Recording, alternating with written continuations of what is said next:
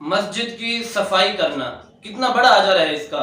رسول اکرم صلی اللہ علیہ وسلم ارشاد فرماتے ہیں، آپ فرماتے ہیں عرضت علی اجور امتی حتی القضاۃ یخرجها الرجل من المسجد وعرضت علی ذنوب امتی فلم ار ذنبا اعظم من سورة من القرآن او آیت اوتیها رجل ثم نسیها۔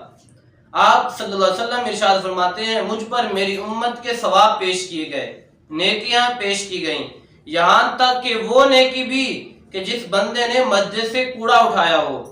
یعنی یہ اتنی بڑی نیکی ہے کہ جب حضور اکرم صلی اللہ علیہ وسلم کے سامنے تمام لوگوں کے ثواب پیش کیے گئے، نیکیاں پیش کی گئیں، تو ان میں یہ نیکی بھی تھی کہ ایک شخص نے مسجد سے کوڑا اٹھایا۔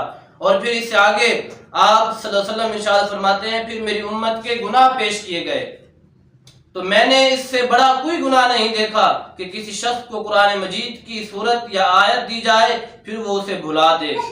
یعنی قرآن پاک کی ایک صورت یا آیت کو بھلا دینا یہ سب سے بڑا گناہ ہے۔